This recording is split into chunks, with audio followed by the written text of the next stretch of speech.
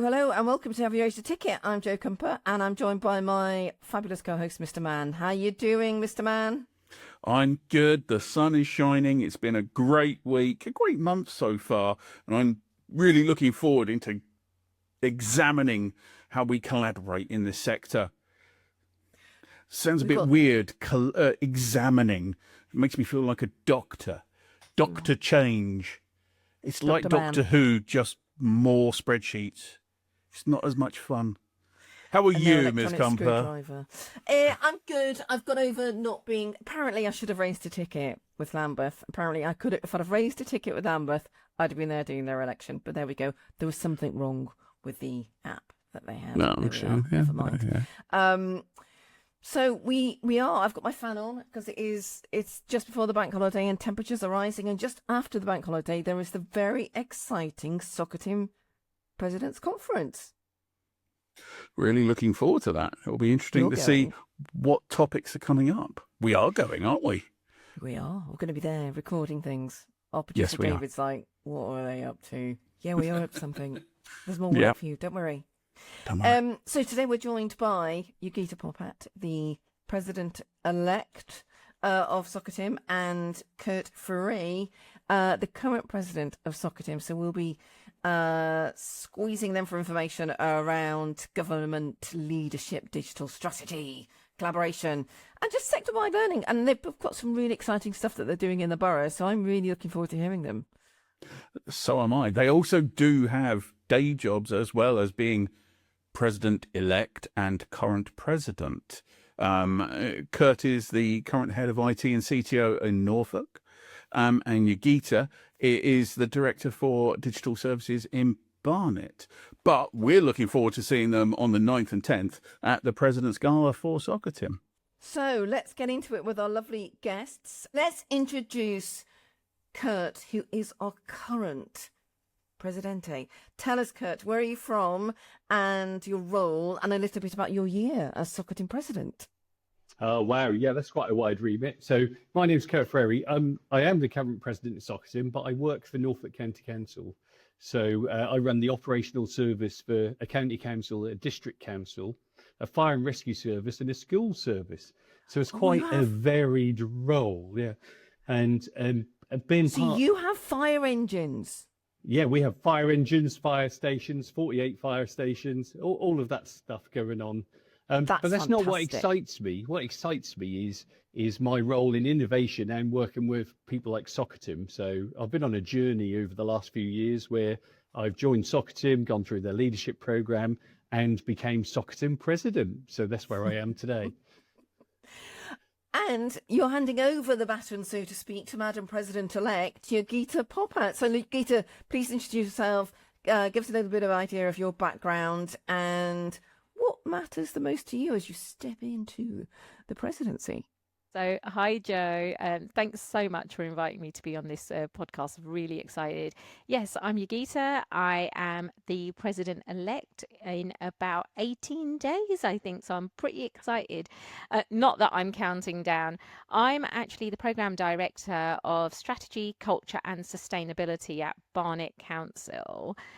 So basically my area looks after the corporate strategic policy, so direction of travel, where we're going next as an organisation. It looks after consultation and engagement, community participation and cohesion, really exciting arts and culture programme, and our journey to net zero. And my background, just for those who want something a little bit exciting, is the police force and then horse racing. So really good trajectory and career path, right? Like not local government. What am I most excited about? Other than wearing the really funky necklace that Kurt Frary's got on right now. It's very grandiose. I can't wait to get hold of that necklace. Grandiose, yes. It is. I can't wait to get hold of that. I'm going to have to buy an outfit just to match the the necklace. I'm actually really looking forward to what the next phase of local government looks like. So local government is going through so much change at the moment. We've got finance pressures, we've got local government reform, devolution, and everything else that is hitting us from all over the place, as well as like significant local elections, right? Like 2 weeks ago were local elections, we forget about that. So all of that is happening to local government today. And actually, we're in a really, really interesting moment in time where Socitm's going to be part of that journey. And I can't wait. We're literally witnessing history, aren't we, right now, today? Very That's much our roles, and we are part of it as well. Absolutely. I think the first exam question, though, is Mr. Mann. Well, Yogita, you're absolutely right. Kurt, Yogita, you're absolutely right. All of us are going through real change. And particularly if we look at LGR, there's a baseline now of when that needs to happen. But financially, the sector is incredibly pressured. Like you said, Yogita, political change across the entire landscape. And that means that us as a sector have to really start coming together, because the thing I love about local government is we're not competing. We're not competing for each other's residents. So why is it more important than ever that we start to collaborate, share those ideas, share those problems that we're all facing, so that we can actually transform services, transform the lives of our residents digitally as well as with our services? Why do you see it as so important?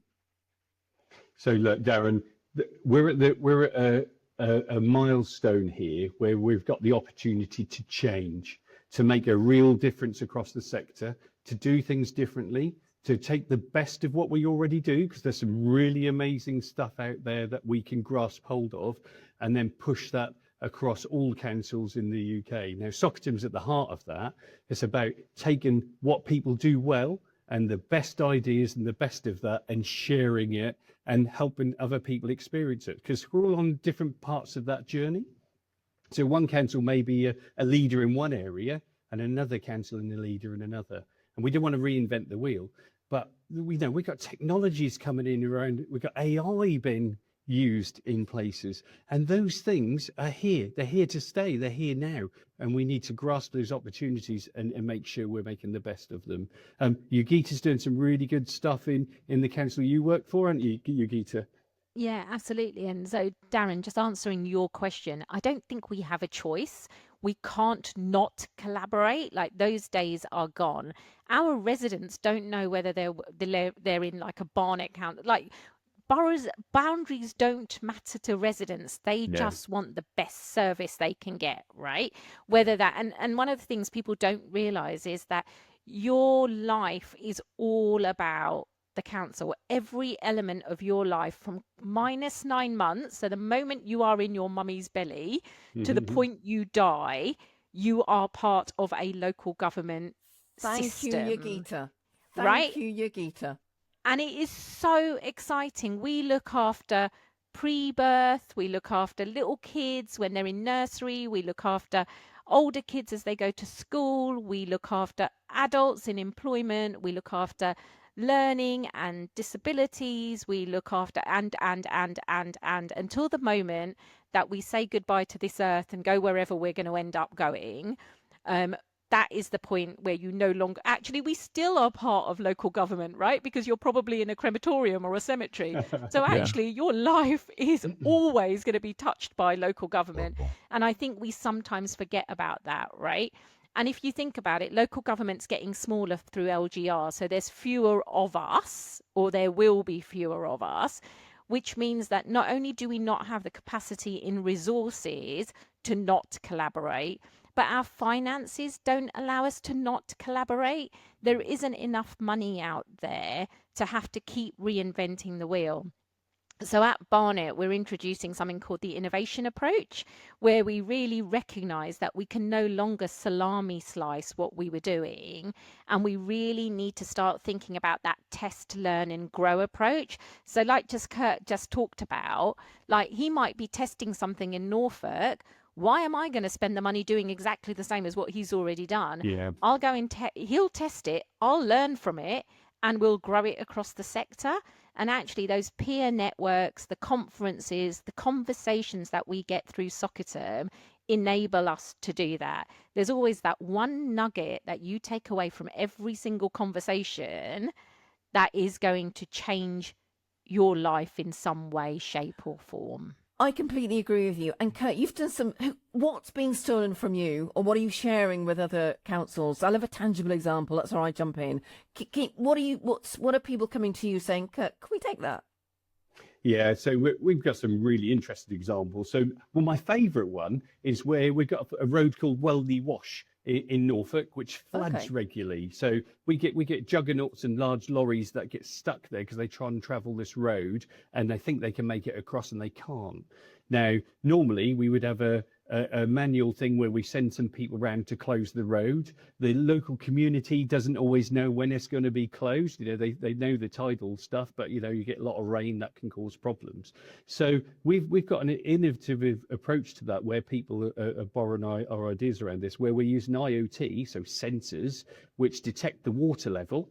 And then when the water's a certain level, that automatically closes the road by putting flashing signs up and things. But that also posts that to the local Facebook group for the local residents so that they can see what's happening. And that's a collaboration, a real collaboration between highways, between digital and tech and the community and the parish council. So real people are benefiting from what we're doing. And because we've done that with that technology, we've allowed that to be shared across the UK so people can come and learn from it. And that includes supporting a small business to help us build those signs. I'm definitely going to come and talk to you about that one, Kurt. The other thing I learned, particularly as you touched on it, Kurt, AI is so much out there. There is so much to learn from each other about what's good, what fits, but also what won't. Why do we all have to go through the same experiment? Let's share that doesn't apply in this situation because, and prevent us from all wasting time and scarce financial resources. So let's be open about that. And that's part of the reason why Joe and I are doing this podcast, because we want those conversations that really help one another. There's no, you learn through failure. And that's how the true agile approach really should work for us all. I think so. And I'm mindful that we're also got more than one role in what we do every day. So our main role may be to deliver the services that our councils and our community needs. But also, if you take technologies like AI or mobile phones, or you're turning off PSTN old telephone lines, we have a role to support our communities through that to make sure that they don't then experience further problems. So if for instance, we can educate people and help them understand some of the things they can do on their mobile phones around AI or protect them from security, all of those things, we can educate them. So it'll help people in and out of work and also our local communities. And that seems to work really well. A really good example as well that I like is where we've rolled out an IoT network across Norfolk and Suffolk, so the public can use it, businesses can use it, and public services. So you can connect something that'll check the temperature or count, and you can present that information to the internet. But the technology is not important, but the bit that really came from that is we then run an event called Step Into Tech, where we run an event for schools to come along, and we teach children and their parents about the technology so they can use it themselves. So these could be our digital leaders in the future, of course. So it's a really good thing to get stuck into the community and help people understand some more of the exciting stuff that we do, rather than just the day-to-day of, say, filling potholes. That is amazing. And Yogita, one of the examples I always bang on about, anyone who knows me will agree, data is so important. It's sharing the data. Can you tell the story of how you were top of the table for during the pandemic in terms of COVID cases, and then we're at the bottom of the table in London because of community collaboration and the use of data? Because this just blows my mind, this story. Absolutely. Oh, that COVID feels like a lifetime ago now, doesn't it, Joe? Yeah. And thankfully, but for some people, it's still very real. So actually what we did in COVID was really think about, using data and insight. So, you know, we talk about DDaT all the time, but actually most people are thinking about the digital bit. And what Kurt's just been talking about is how he's used some digital technology and then thought about what is the data that I get out of that technology, and then what do I do with it. So we actually used that in COVID, and one of my roles in Barnet prior to this one was setting up our local insight function. And in COVID, we were taking all of that data and really understanding what does that mean for our communities. So we did 2 pieces of work. We did a vulnerability dashboard, just really understanding who are our families at risk of poverty, what else did we know about him, etc. And we built this vulnerability dashboard, which is now morphed into a benefits calculator, and it's on our website. So do go and have a look at the Barnet website for the benefits calculator. And that's helping our families with the cost of living and all of the other, you know, the horrible things that came out of COVID and where we are today. But in terms of the data, we also looked at the data to really understand where in our communities there were hotspots for COVID cases, and then also where in those communities people weren't taking up the jabs. And then what we were able to do was use community champions to have conversations, like real conversations with their communities and their neighbours, to be able to reduce numbers of COVID cases, but also get a higher uptake of the jabs. What we've then done is we've continued with those COVID champions have now become health champions in our borough, and we're using them for different things. So we're using them for immunisations, we're using them to get messaging out. We're also using them for a piece of work, putting my net zero hat on, because of course I always have to put my net zero hat on. We're also using those champions now to work with us to embed health and net zero initiatives together. So we know that people who might have poor heating or higher poverty, fuel bills, might be more likely to have health issues as well. So we're joining the two together and working with people like Green Doctors or Groundworks.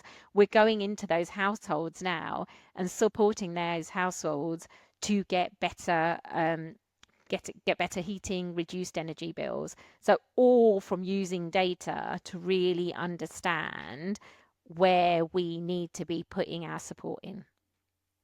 It's really key to kind of get that data right and get the right decisions made, because it's not from the technology. It's exactly, you said, it's to put the right resources in the right place at the right time. And you can only do that with connected, validated, appropriate information that informs our leaders, and that's our role. Yeah. We've got to promote that up, and we've got to be the champions for it. Yeah, sorry, Darren. I was just going to say, we've also got to understand that not every single member of our community, and I'm always like, Kurt knows this, right? Every time we're in a meeting and they're talking about digital and data, I'm like, hold on, what about our residents? Because actually it all comes down to our residents, right? Yeah. And if our residents don't get it, and our residents can't use tech, or they can't use digital, or they can't get somewhere, actually that's on us. We need to support them and see how we can, you know, digital exclusion is becoming smaller and smaller, but actually it's still real for some people. So how do we actually go into libraries and, you know, digital, data, tech, AI is so important in our lives, but we can't forget there's a whole other a whole load of other people who don't do digital and data and aren't like us and geeky. I'm glad you said that, Yogita, because that reminds me, we've got Tech Skills for Life in Norfolk, where we've got a team of people who go around our county and they work in libraries and community centres, and they ask people to come along with any tech challenges or anything they want to do. So you may be an older generation and you're stuck on particularly something on your phone, you don't know how to buy a train ticket or whatever it is, and they're there to help those people to upskill them effectively, but help them use that technology, maybe to contact their families if they're abroad on an iPad or whatever. And we also give out a number of devices each year, over 1,000 devices each year, into communities and show people how to use it. So that shows we're not just about the day-to-day stuff, we're thinking about the people. And the thing I've just been encouraged to join in with now in the last few months is we've brought together people like Beryl Bikes, who give push bikes around Norwich, the taxi companies, the bus companies, and Norwich Bid, the Business Improvement District. And we've been workshopping how, with the university students, how we can help people move around more seamlessly and cheaper and get the best value from all of those different forms of transport, which is quite exciting. I'm quite excited to be involved in that one. Okay, so putting my net zero hat on, Kurt, how cool would it be if all those laptops were refurbished? So actually we're not putting laptops into landfill. And if those bikes were, so we did a piece of work called community skips, and we were getting bikes thrown into those community skips because kids get older, or the wheel doesn't work, or someone doesn't know how to fix it. So we have repair cafes in the borough, and we've fixed those bikes and giving them to people who can't afford them, or we've got laptops we've got a whole thing called Second Chance. It's a great charity, and that uses laptops and gives it back into communities for those communities who can't afford a laptop or can't afford a bike. Or so, you know what, Kurt, when you're doing your fab stuff around Norfolk, I didn't know you about did our net zero world. So I've learned something on this call today.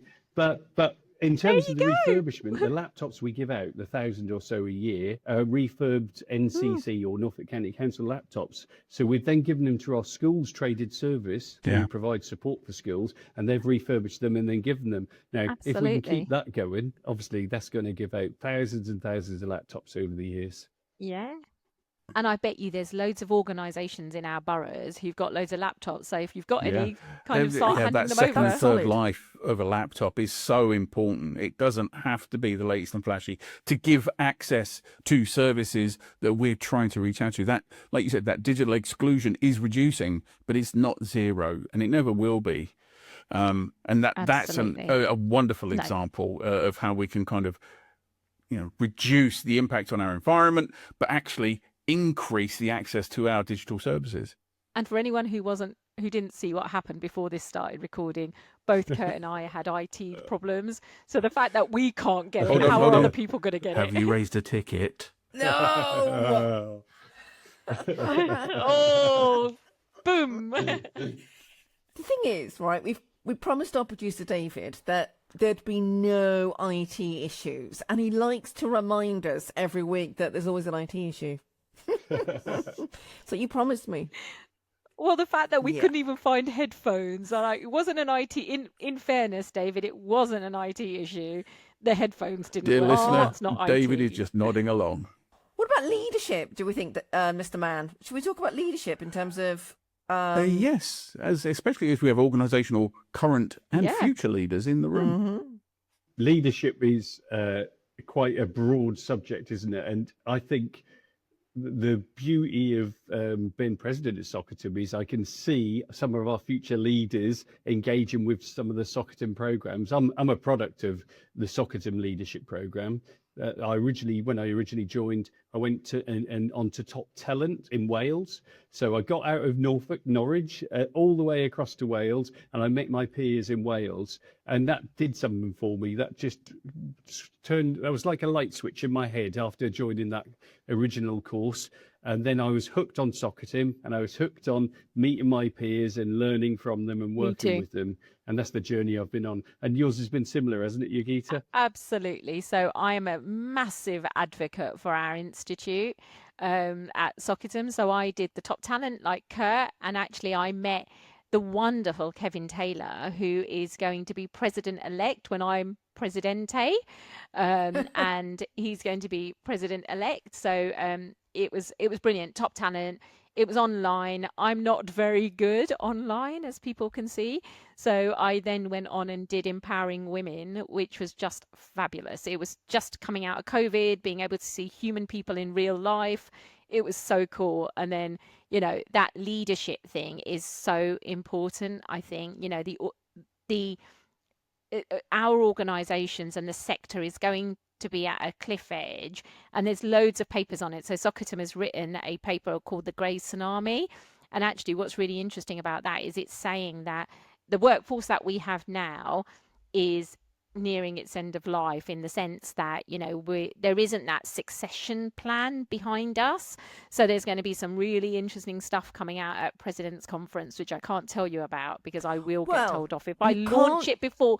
Tell us about it. That's fine. Joe, why don't you come on after the President's Conference, the two of you? We'll do another, because you two are brilliant. We'll do another podcast with the two of you on it. Absolutely. So we are, the leadership program is about to get bigger and better. Watch this space. It's going to launch in 19 days. So Darren, Man and I are going to that conference. We're going to pick up some conversations, maybe get them into the next podcast, do something slightly different, and get you two back onto it, because I think that you've got so much to say. Oh my God, like Kurt and I are not allowed to be on calls together. Like we could be here all afternoon. Oddly, we're starting to get that sense. Mr. Man, do you want to do your humanising bit? Because we're running out of time. Let's do this now. Do your humanising bit. Unfortunately, Kurt, Yogita, you were sent a number of questions, none of which we're going to ask you. Because we have a section which we love to call You have a section. IT people are people too. But so I'm not IT, so can we say I'm not a geek? There are no wrong answers. There are no right answers. There are no buzzers. There's no time limit. I'm going to take this opportunity to say to you, Yogita, the great biscuit debate continues. Jaffa cakes, yes or no? No. Oh, that may be incorrect. Kurt, coming to you. Mm-hmm. What is your favourite city outside the UK? Oh, that's a... Oh, my goodness. I quite like Toronto. Ooh, good call. I love the graffiti street in Toronto. It's cool. Yogita, bank holiday is upon us. We're recording this just before the bank holiday. Are you a slave to DIY or are you out and about? Out and about. Cool. Well, okay. Are you any good at DIY? She is. Okay. I am. My husband's better, but there you go. So, Kurt, asking the question that Yogita answered earlier, was IT your first choice of career? It was, yeah, absolutely. Ah, fantastic. Cool. So, now, a question for you both, and I'm going to come to Kurt first. Kurt, what was the best piece of leadership advice you were ever given? Oh, no, I have, from a few years ago, I'm not going to name who, but someone gave me a piece of advice, which is, well, there was two pieces of advice, really, if I may. One was do it and then ask for forgiveness, because if not, things won't get done. And I really liked that. So, you know, you want to do something, but you're not sure if you should, just do it anyway and then ask for forgiveness. That works really well. And the other one was, if your gut is telling you that something's not quite right, follow your gut. And I've been following my gut for the last few years, and it's made a massive difference to the things we've been doing. Fantastic. Thank you, Kurt. Yogita, what was the best piece of advice you were given in a leadership role? So I don't think it's the best piece of advice I've been given, but I'm going to give a bit of advice to your listeners, because I always don't do what I'm told. Yeah, so that's as a leader, my role is to catch my team. So I've got to give them the space and the ability to test, to learn, to give it a go. So like Kurt said, you know, just give it a go and ask for forgiveness later. And if they fall or it doesn't work, my job is to catch them and to have their backs 100%. I completely agree. That kind of experimentation, that approval to fail and learn, I think, is absolutely key. I saw a really good thing really quickly. I went to a conference last week or something, and one of the best things I saw was, if it's irreversible, it's pretty okay. Okay. When it's not reversible, you don't want to, you know, if you're going to test something, if it's reversible, it should be okay. Yeah. But if it's not reversible, you want to make sure you've got your checks and balances right. Absolutely right. Fantastic. Thank you, Yogita. Thank you both for playing IT people / geeks are people too. Joe, over to you. Thank you very much. Well, we've come to the end of the episode. So you're coming back, aren't you, the two of you? Because we didn't have long why enough. not? You've got so much Definitely more to going to say. get you two. And next time we won't have to. We'll know how to use the tech. Okay. Yeah. And the necklace will be with you next time. Yeah, you've got to wear it next time. You will have to wear it next time. No, I don't have an outfit. You totally have to wear it. Kurt will be sitting on the back benches, lobbing just comments over, and you will have to deal with them as El Presidente. 100%. I've got massive shoes to fill. I've got to fill Kurt's shoes. Like, that's a tough gig, guys. And wear the chain of command. Oh, you're going to be absolutely beautiful. So we're going to the President's Club. We are President's Conference. We're going to very much enjoy being there. We're going to take some snippets from our other colleagues at local government. So we're going to have a slightly different episode next time. And we're going to have Kurt and Yogita back for our next episode. So until then, remember to raise a ticket. Thank you very much, Mr. Mann. Don't forget to follow us on LinkedIn. Don't forget to follow us on X. We're all over Spotify. We're all over YouTube. If you've got something you want us to talk about, tell us, get in touch with us. If you want to be on the podcast, get in touch. Take care, everyone. Bye-bye.